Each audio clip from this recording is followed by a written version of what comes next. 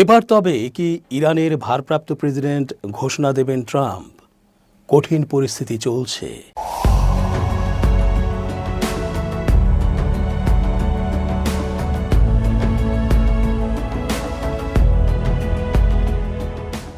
আসসালামু আলাইকুম প্রিয় দর্শক, আমন্ত্রণ আজকের আলোচনায়। চেঞ্জ টিভির আন্তর্জাতিক চোখ অনুষ্ঠানে এস জে রতন স্বাগত জানাচ্ছি। ভেনেজুয়েলার ভারপ্রাপ্ত প্রেসিডেন্ট হিসেবে ঘোষণা দিয়েছেন ডোনাল্ড ট্রাম্প। ভেনেজুয়েলায় সহজভাবে ওই দেশের গাদ্দারদের কাজে লাগিয়ে এভাবে মাদুরোকে তুলে আনতে পারায় ট্রাম্প মনে করেছেন ইরানের ক্ষেত্রেও তা একেবারেই সহজ হবে। আসলে কি তাই? ওই খবরের পর কেউ কেউ বলছিলেন এবার ইরানের ভারপ্রাপ্ত প্রেসিডেন্ট ঘোষণা দেবেন তিনি, যেহেতু ইতোমধ্যে ইরানের অভ্যন্তরে সরকার বিরোধী বিক্ষোভ এমন এক অবস্থায় পৌঁছেছে যে তা ছড়িয়ে গেছে অন্যান্য রাজ্যেও। সরকারি প্রায় সব স্থাপনায় আগুন ধরিয়ে দেয়া সহ পুরো ইরানে ইন্টারনেট বন্ধ হয়ে যাওয়ায় পশ্চিমারা তো স্বপ্নে বিভোর হয়ে গেছে যে খামেনির পতন নিশ্চিতই। কিন্তু ইতোমধ্যে খবর শোনা যাচ্ছে, দেখা যাচ্ছে তার ভিডিও, যে লাখো লাখো মানুষ ইরানের রাস্তায় বেরিয়ে এসেছে ট্রাম্পের বিরুদ্ধে, তার লেলিয়ে দেয়া বিক্ষোভকারীদের বিপক্ষে। তারা বর্তমান শাসন ব্যবস্থার প্রতি আস্থা জানিয়ে ইরান থেকে সকল গাদ্দারদের বের হতে তীব্রভাবে কণ্ঠ উচ্চকিত করেছে। বিশ্লেষকরা জানাচ্ছেন ইরানের পক্ষ থেকে আবার ট্রাম্পের সাথে আলোচনা ও যুদ্ধেরও প্রস্তুতি রয়েছে বলে অবগত করা হয়েছে। ট্রাম্প আবার এমনটা বলেছেন, আলোচনার আগেই কিছু করার চিন্তা করছে আমেরিকা ও ইসরায়েল। ফলে বিষয়টি খুব জটিল। ট্রাম্প যদি মনে করে থাকেন ইরানকে আলোচনার সুযোগ দেওয়ার আগেই একটি কঠিন হামলা চালানো যায়, তাহলে ইরানের ওই দুই অপশনের মাসুল কঠিনভাবে দিতে হতে পারে। ইরানে চলমান গণবিক্ষোভ ঘিরে দেশটির সরকারের সাথে আবারও মুখোমুখি অবস্থানে চলে গেছে যুক্তরাষ্ট্র। বিক্ষোভ দমনে ইরান সহিংস পদ্ধতি ব্যবহার করলে সামরিক হামলার মাধ্যমে সেটির জবাব দেয়া হবে বলে একাধিকবার হুঁশিয়ার করেছেন মার্কিন প্রেসিডেন্ট ট্রাম্প।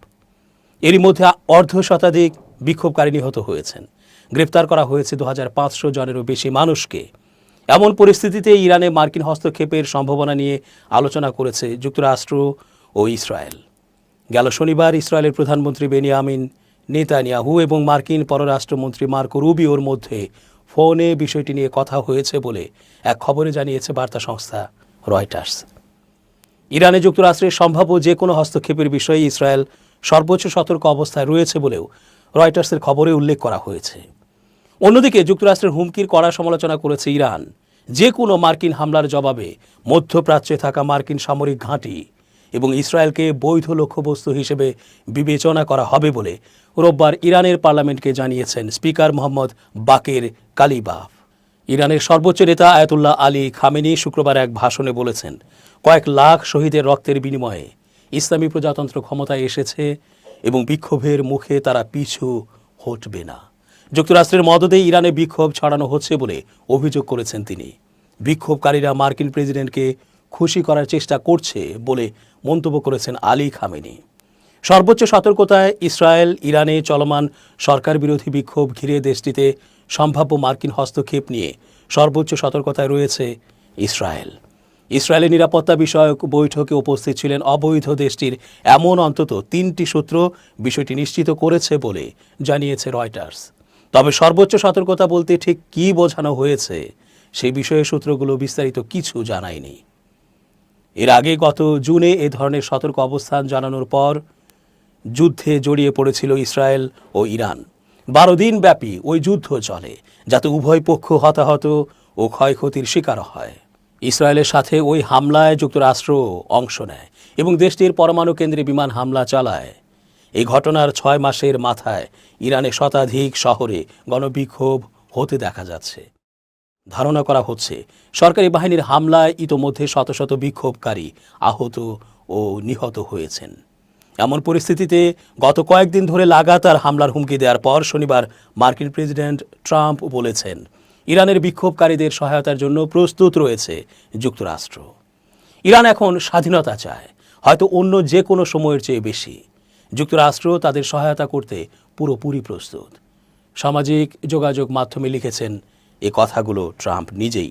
যুক্তরাষ্ট্রের সাথে আলোচনা হলেও ইরানে সরাসরি হস্তক্ষেপের কোনো ইঙ্গিত এখন পর্যন্ত দিতে দেখা যায়নি ইসরায়েলকে। যদিও ইরানের পারমাণবিক ও ব্যালিস্টিক ক্ষেপণাস্ত্র কর্মসূচি নিয়ে উদ্বেগের কারণে দুই চিরবৈরী দেশের মধ্যে উত্তেজনা বিরাজ করছে। গেল শুক্রবার প্রকাশিত দ্য ইকোনমিস্টে দেয়া এক সাক্ষাৎকারে নেতানিয়াহু সতর্ক করে বলেছেন, ইরান ইসরায়েলের ওপর হামলা চালালে সেটার পরিণতি হবে ভয়াবহ। ইরানে যে গণবিক্ষোভ চলছে সেটির দিকে নজর রাখছেন বলেও জানান ইসরায়েলি প্রধানমন্ত্রী। বিক্ষোভে অংশ নিলে সৃষ্টিকর্তার শত্রু। ইরানে শতাধিক শহরে যে বিক্ষোভ চলছে তাতে যারা অংশ নেবেন তাদেরকে সৃষ্টিকর্তার শত্রু হিসেবে বিবেচনা করা হবে বলে ঘোষণা করেছেন দেশটির অ্যাটর্নি জেনারেল মোহাম্মদ মোভাহেদি আজাদ। এই ধরনের অপরাধের শাস্তি মৃত্যুদণ্ড বলে শনিবার জানিয়েছেন তিনি। এমন সতর্কতা উপেক্ষা করে শনিবার রাস্তায় নামেন ইরানে বিক্ষোভকারীরা। বিভিন্ন শহরে নিরাপত্তা বাহিনীর সাথে তাদের সংঘর্ষের খবর পাওয়া গেছে, যাদের অনেকে হতাহত হয়েছেন। বিবিসি পার্সিয়ান নিশ্চিত হয়েছে, রাস্তু শহরের পুরসিনা হাসপাতালে শুক্রবার রাতে ৭০ জনের লাশ নিয়ে আসা হয়েছিল। আইনশৃঙ্খলা বাহিনীর সদস্যরাও আহত ও নিহত হয়েছেন। স্থানীয় একটি মানবাধিকার সংস্থার তথ্য বলছে, আইনশৃঙ্খলা বাহিনীর ১৪ জন সদস্য এ পর্যন্ত নিহত হয়েছেন। কিন্তু হাসপাতালের মর্গে এত লাশ রাখার জায়গা ছিল না, ফলে অনেকের লাশ অন্যত্র সরিয়ে নিয়ে যাওয়া হয়। বৃহস্পতিবার সন্ধ্যা থেকে দেশটিতে ইন্টারনেট সংযোগ প্রায় পুরোপুরিভাবে বিচ্ছিন্ন রয়েছে, যার ফলে তথ্য পাওয়া ও তার যাচাই করাও কঠিন হয়ে পড়েছে। তবে বিক্ষোভ চলাকালে একের পর এক সংঘর্ষ ও সহিংসতার ঘটনায় এত মানুষ হতাহত হয়েছেন যে অনেক হাসপাতালে তিল ধারণের ঠাঁই নেই। তাদের চিকিৎসা দিতে গিয়ে রীতিমতো হিমশিম খেতে হচ্ছে চিকিৎসক সহ হাসপাতালগুলোর কর্মীদের। ইরানের ৩টি হাসপাতালের চিকিৎসকেরা জানিয়েছেন, তাদের হাসপাতালগুলোতে সংঘাত, সহিংসতায় আহত ও নিহতদের ভিড় সামলাতে সমস্যায় পড়তে হচ্ছে।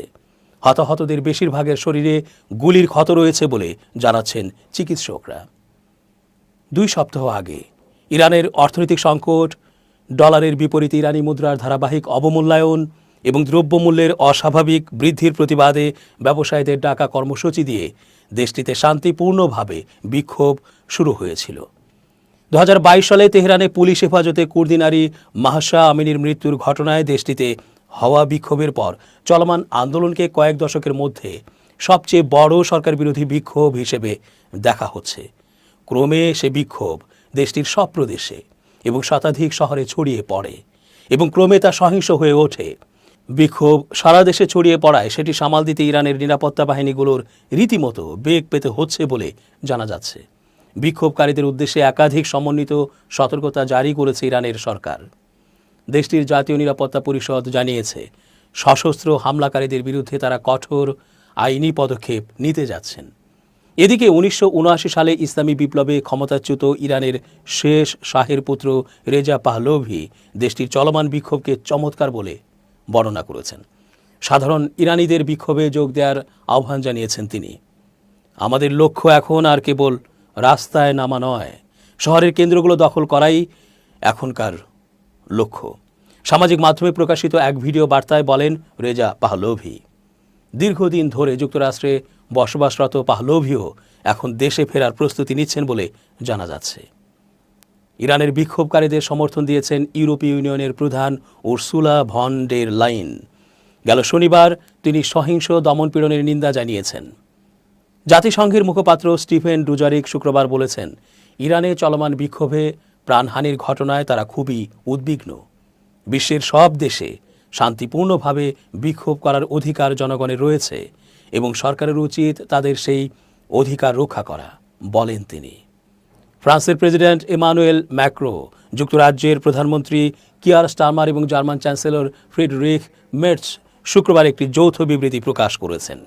সেখানে তারা ইরানি কর্তৃপক্ষের প্রতি মত প্রকাশের স্বাধীনতা এবং শান্তিপূর্ণ সমাবেশের অনুমতি দেওয়ার আহ্বান জানিয়েছেন। সূত্র বিবিসি। ইরানে সরকার বিরোধী বিক্ষোভ দমনে কঠোরতর প্রেক্ষাপটে সম্ভাব্য সামরিক পদক্ষেপ সহ খুব শক্তিশালী বিকল্প বিবেচনা করছে যুক্তরাষ্ট্র, এমনটাই জানিয়েছেন প্রেসিডেন্ট ডোনাল্ড ট্রাম্প। যুক্তরাষ্ট্রের প্রেসিডেন্ট ডোনাল্ড ট্রাম্প বলেছেন, ইরানে সরকার বিরোধী ব্যাপক বিক্ষোভের বিরুদ্ধে দমন-পীড়নের ক্রমবর্ধমান পরিস্থিতির মধ্যে দেশটির বিরুদ্ধে সম্ভাব্য সামরিক পদক্ষেপের কথা বিবেচনা করছেন। মার্কিন সামরিক বাহিনী ইরানের জন্য খুব শক্তিশালী বিকল্প নিয়েও ভাবছে বলে উল্লেখ করেন তিনি। ইরান কি তার পূর্বে ঘোষিত বিক্ষোভকারীদের হত্যার লাল রেখা অতিক্রম করেছে? সাংবাদিকদের এমন প্রশ্নের জবাবে রোববার ট্রাম্প বলেন, তারা শুরু করছে দেখে মনে হচ্ছে। তিনি বলেন, আমরা এটিকে খুব গুরুত্ব সহকারে দেখছি, সামরিক বাহিনী এটিকে দেখছে এবং আমরা কিছু খুব শক্তিশালী বিকল্পের দিকে তাকিয়ে আছি। আমরা সিদ্ধান্ত নেব। দর্শক, আজ এ পর্যন্তই। ধন্যবাদ। change tv.press, এক ফোঁটা হলুদ নেই।